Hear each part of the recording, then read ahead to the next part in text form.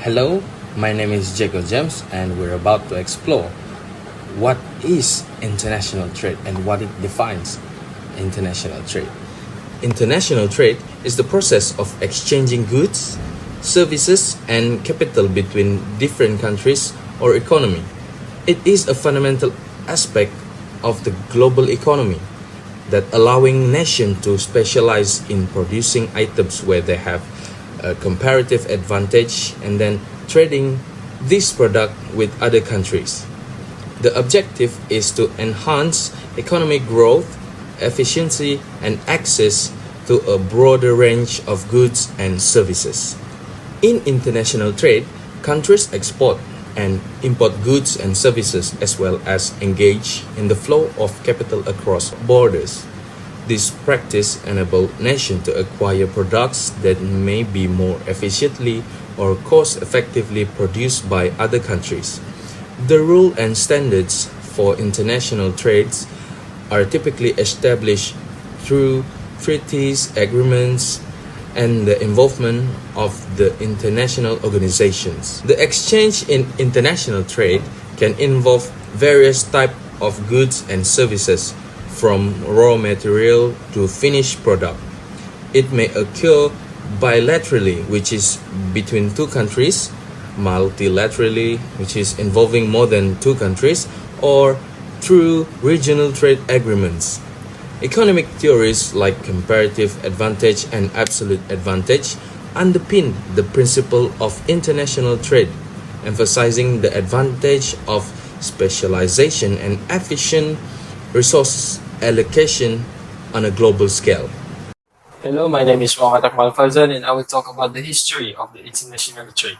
The journey begins in ancient times where Silk Roads connected to the east and west, facilitating the exchange of goods, culture, and the ideas. From the spice trade of the Indian Ocean to the Caribbean, traversing the deserts of the Middle East, these roads laid the foundation for global connectivity.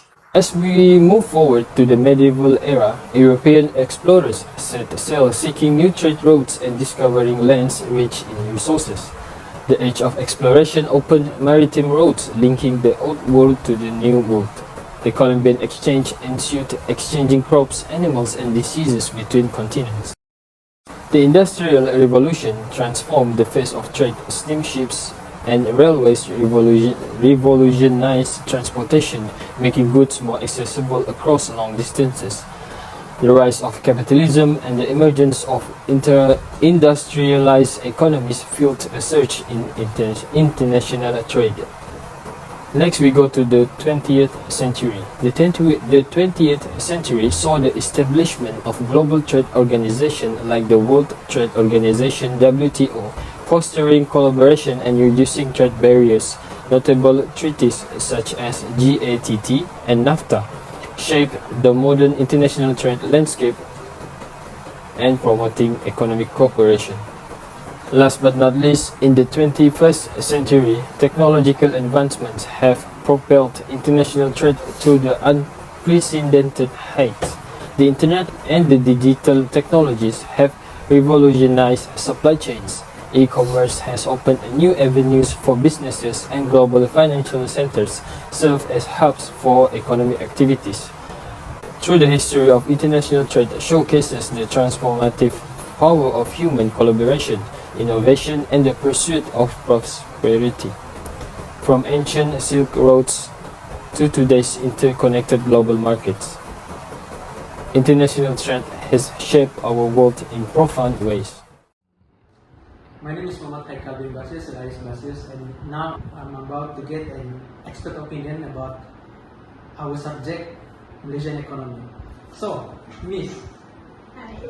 can you tell us what position are you holding in UITM? Okay, actually I'm a student. Currently I'm doing my research. I'm a PhD, Doctor of Philosophy, in the field of political economy and public policy. So I'm a student, and at the same time I'm working as a teaching assistant, appointed by the supervisor from Dr. Thank you, Miss, for the brief introduction. I will begin with the question: how does country improve its economy through international trade? Okay, basically when we're talking about international trade, we're talking about the bilateral relationship, trilateral relationship, or when we're talking about bilateral relationship, we're talking about how the relationship goes between one country and another country, and how this can improve our country. Okay, basically first is the choice. Okay, first pilihan.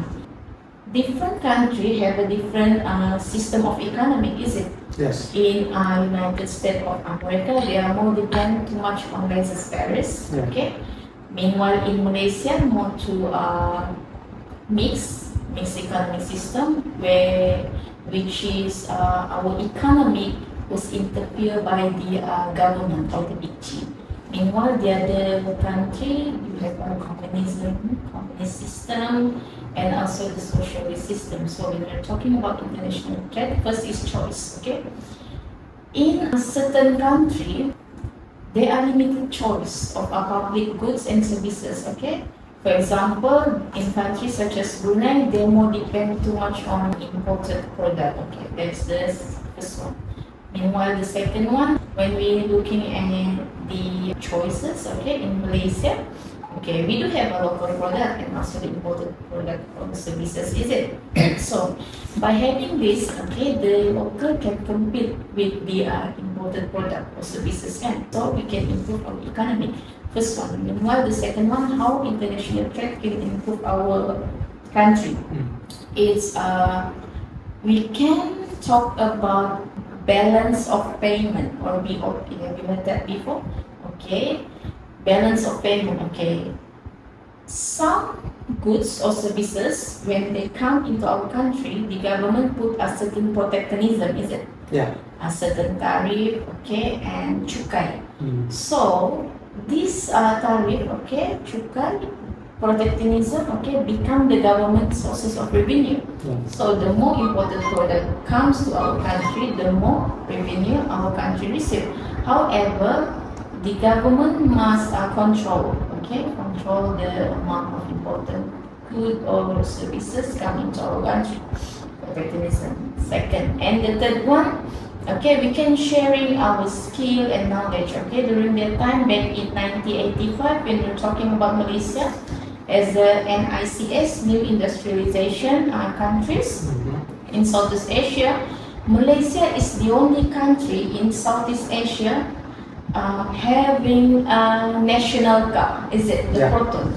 Yeah. Is it Malaysia? Yes. So, okay, during that time, Malaysia didn't have any skill. So what did you do? Okay, they established a relationship with Japan through Mitsubishi, is it? Yeah. So they come out with a skill, okay. Choices, skill, and balance of payment. At the same time, the last one is maybe in terms of facility, okay, when we're talking about facility, okay, and public amenities, some of system we're using today maybe be lacking some in terms of expertise, is it? But by having an international trade, we can develop more technologies. We can do a technology advancement. We're sharing, okay, from technology from Japan, we bring to our country, okay, and also the culture and norms. We adapt the culture and norms. For example, we before this we adapt the culture from Japan. Look is policy. Yeah, ini lukis policy, and also in dalam konteks budaya bekerja. Okay, 5S kan before this. Punch card. Okay. Yes. So that's all from my opinion. What about the challenges? What are the challenges that you can face, that a country can face when they want to open up their country? The biggest challenges from the perspective of international trade, we can say about the political stability. If we need to establish a relationship, okay, to open our business, okay, to encourage the FDI, okay, first we must have a political stability. If our political is not stable, how can we establish our relationship with the other country? Because the investor, okay, they're feeling it's not safe for them to invest our country because the political instability. It's very uncertain. Does having different economic system contribute to political instability? For example, if China and America decided to trade, both of them have different economic model.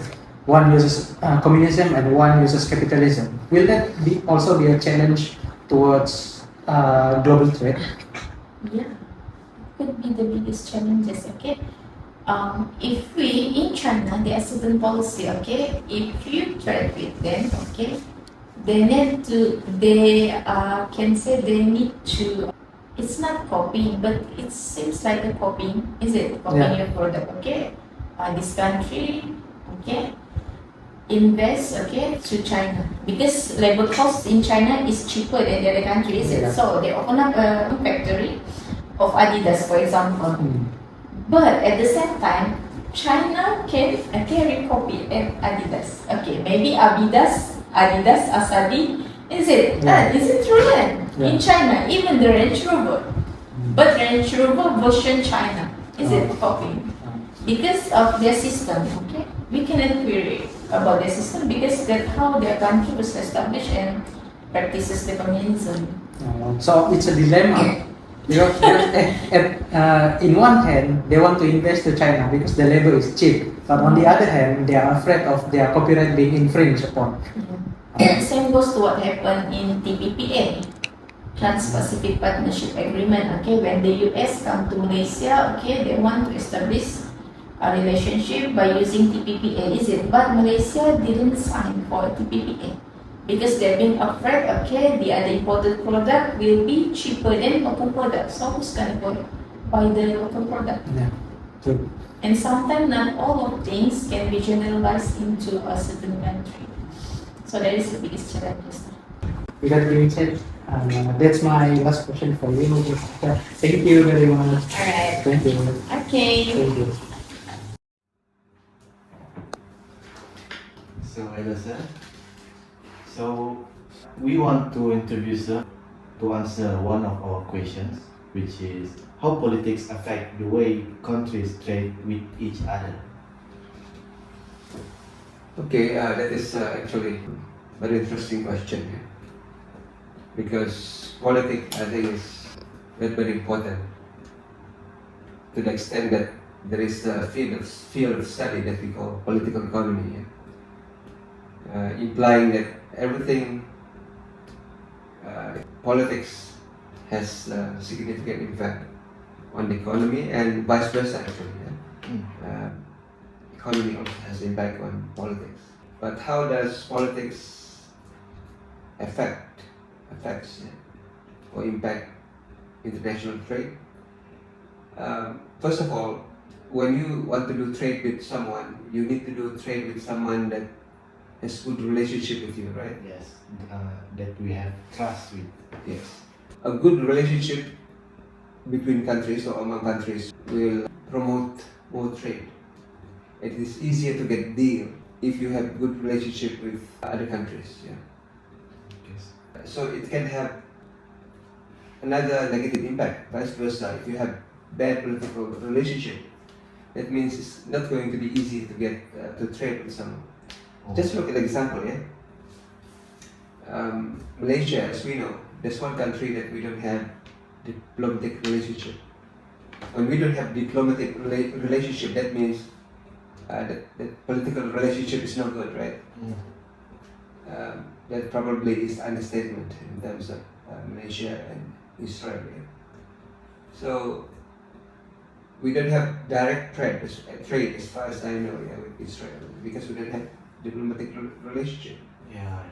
Yeah, and the closer you are with other nations, for example, we have in Southeast Asia, we have an association called ASEAN, and then that really help foster good economic relationship to the extent that we relax trade barriers like tariffs and quotas, meaning we try to reduce as much as possible tax on trade. Not only tax, but other barriers like quota. Quota is the numbers of items that can enter a country. Or the one that we purchased, which is have its limit. Yeah, the number. Yeah. So that's how politics simply can affect. Yeah.